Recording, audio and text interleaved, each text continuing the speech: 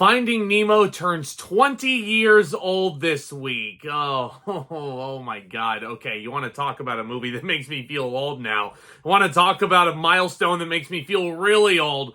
This is the one, isn't it? And seeing as how this is the movie that we're going to be talking about today, and seeing as how this is one of my favorite movies of all time, I had to dress extra nice for it. Now, I feel like when I was a little kid, like toddler age, like 2-3 years old, I'm sure my parents took me to some motion pictures when I was that age. I wouldn't have remembered any of it, though. Finding Nemo is the movie that I credit with my love of going to the movie theaters. This is the first movie that I really remember taking in on the big screen and just being so in love and in awe with the experience. And just the environment also. This is a perfect big screen movie. And it's a perfect movie to watch at home for that matter. This movie is the highest selling DVD release of all time. People went nuts for this thing back in 2003, and with how good this still holds up 20 years later, it's easy to see why. So as I'm sure you're aware, we follow a clownfish named Marlin, voiced by Albert Brooks, and he is overly cautious and overprotective of his son Nemo, who has a foreshortened fin. He got that so-called lucky fin after a barracuda attack which killed Marlin's wife and the rest of his children. Nemo was the only child who survived that attack. But when Nemo swims too close to the surface to defy his father and prove himself,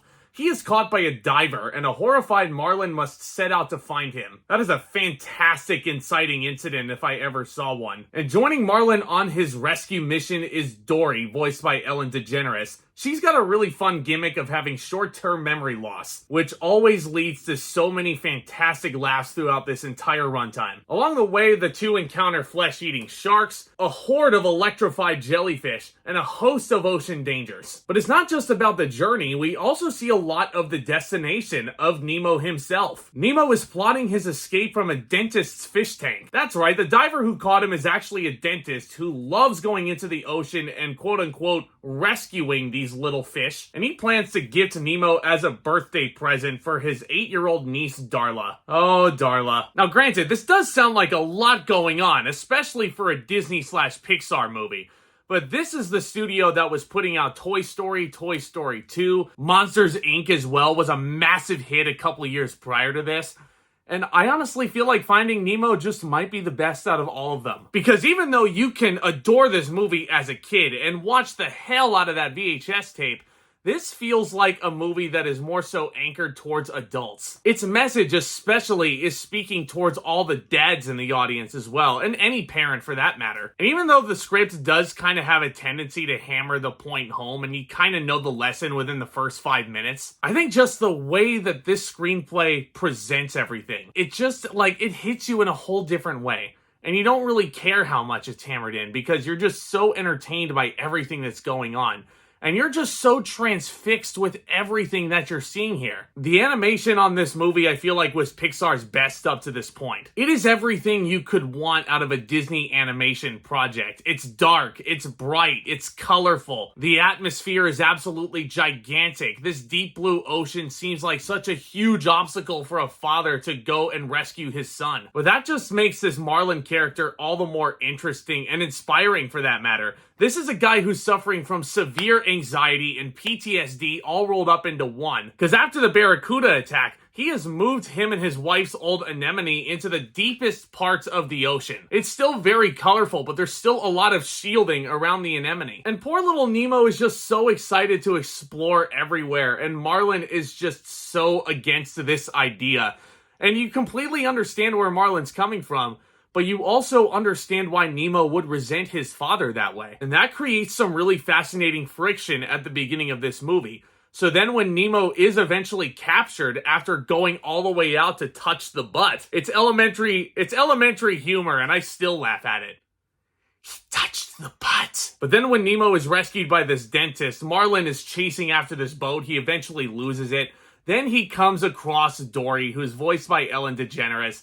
And honestly, nobody else could have voiced this role other than Ellen. It's almost like Pixar caught lightning in a bottle with this casting choice because she plays off this gimmick of short-term memory loss so well. You feel so sorry for her, but you also can't help but laugh at the way she delivers all of these lines. And this portrayal never really feels like an insult to the people in the world who have ADHD or are overcoming similar challenges. The fact that she's able to be as helpful as she can and basically placate Marlon's concerns, that's inspiring in its own right. Now, of course, all the characters that these two come across are too many to count. There's a lot of terrifying things that happen to them on this journey in the deep blue. That anglerfish sequence tore me up when I was a little kid. I was so freaking scared of that thing. They come across a school of organized fish who are comically voiced once again by John Ratzenberger in one of his many Pixar cameos. They go through a really exciting chase sequence in a field of jellyfish, which is a nice tribute to the shirt I'm wearing right now. And I don't care how many times I rewatch this movie throughout my life,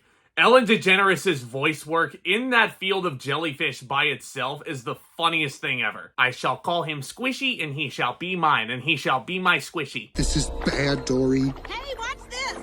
Boing, boing, boing, Dory! boing, boing. This movie can be really dark, like I said, with the anglerfish sequence and the terror of the jellyfish once Dory is eventually trapped in the field and Marlon has to go save her. It's got a perfect balance of darkness and comedy just all rolled up into one.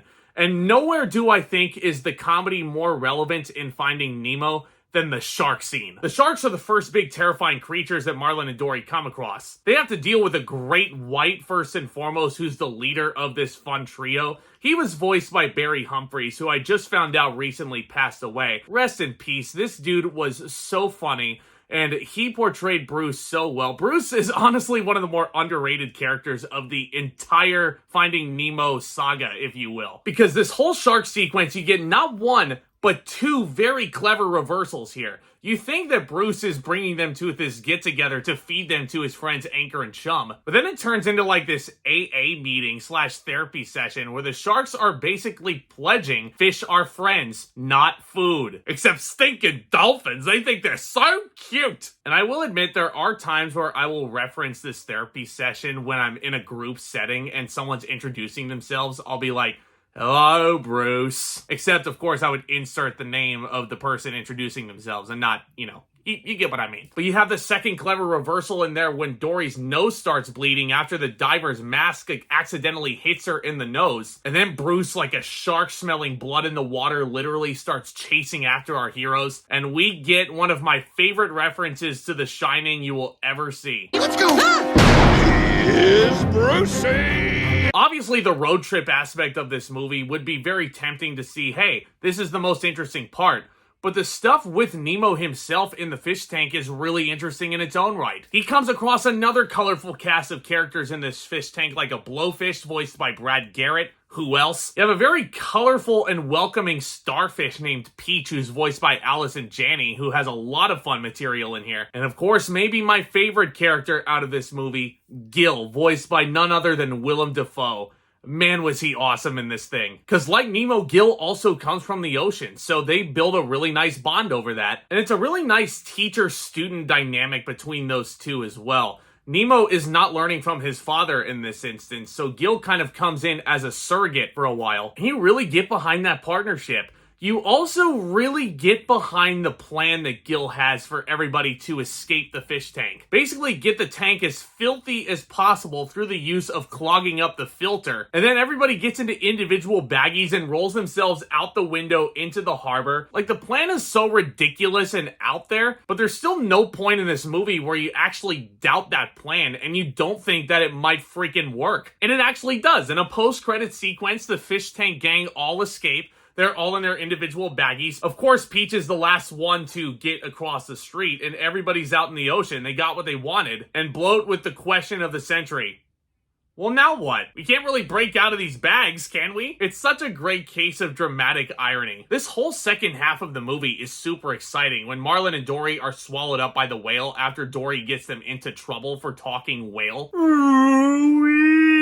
need to find this son. I wish I could speak whale. You also gotta give credit to the animators where it's due, because that whole sequence is hilarious. I don't care if it's elementary humor. I'm sitting here as a 26-year-old man, and I'm laughing at Ellen DeGeneres just making the most ridiculous noises possible, and her mouth contorting in the way it is in character is just so freaking hysterical. But then when the whale is actually pretty much a gigantic transport for them to actually get to Sydney where Nemo is hiding, there's a whole fun sequence involving the seagulls. I didn't even mention the seagulls and how annoying they were. But they are transported to the dentist's office by this really annoying pelican to the dentist named Nigel. You would have never guessed it, but Nigel is voiced by the one and only Geoffrey Rush, who is having himself a year in 2003. Well, between this and Curse of the Black Pearl, dude was on top of his game. And that leads to the moment where Darla is shaking the bag. Nemo is playing dead to get himself out of the dentist's office to try and escape and go down the drains.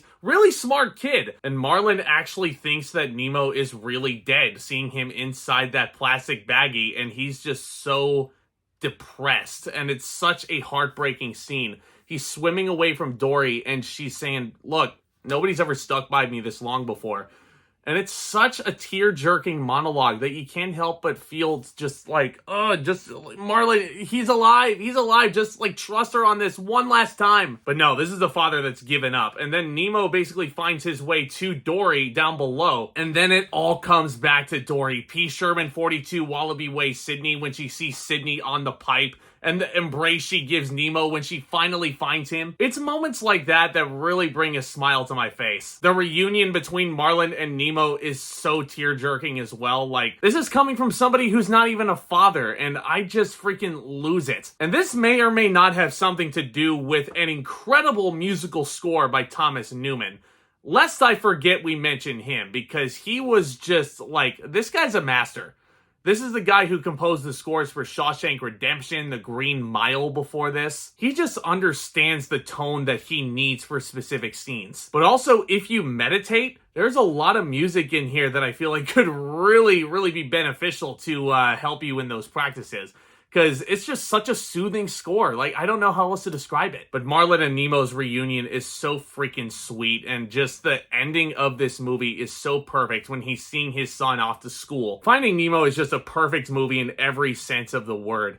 Every single character in here is so memorable and so colorful. You remember what every single one of them looks like. There's at least a half dozen scenes that could be in contention for favorite sequence in the movie. I didn't even mention the Crush sequence. Oh my god, the sea turtles. Yeah, there's just so much goodness in this movie. Crush is 150 years old and still young, which is crazy because Nemo only thought that sea turtles could live up to be 100. And Crush is actually voiced by film director Andrew Stanton, and he does a really good job in this. Such a memorable bit character in his own right that he was the influence to a big talk show at Disney theme parks, Turtle Talk with Crush. Which, if you've never been to a Disney theme park, if you've never done that at a Disney theme park, I highly recommend you do that. It's only 15 minutes or so, and it's just so funny. It's different every single time. Finding Nemo is a movie that will always remain near and dear to my heart until my dying day. I can't wait to pass this movie on to future generations and generations after that. It's a movie that I don't think will age regardless of how many years pass. It's a fantastic message for adults in here with enough great stuff for the kids to enjoy. Like, this is a quintessential Pixar movie. If it's not my favorite Pixar movie, it is easily in my top 3. Finding Nemo is a thrilling adventure under the sea with a very heartwarming message that anybody can relate to. In case you haven't guessed by this point, I'm going to give Finding Nemo an A+.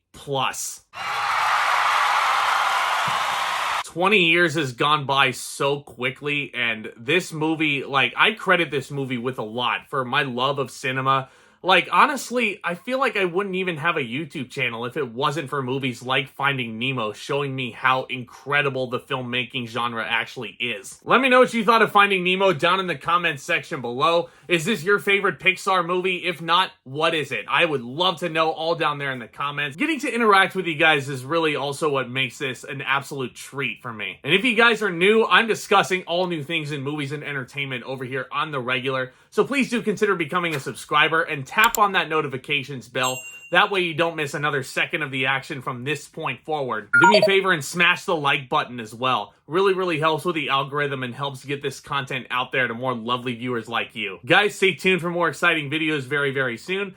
Honestly, I don't know what my next Disney Retro review is going to be, so I think I'm going to put out a Twitter poll and leave it up to you, the lovely viewers. It's going to be another anniversary review, though, so I'm just going to go ahead and limit my choices to that. Also going to be keeping up with my Indiana Jones playlist. I'm going to be talking about Temple of Doom before you know it. It's a lot going on here this summer, guys, and I can't wait to have you along for the ride. And with all that being said, back talk, commence.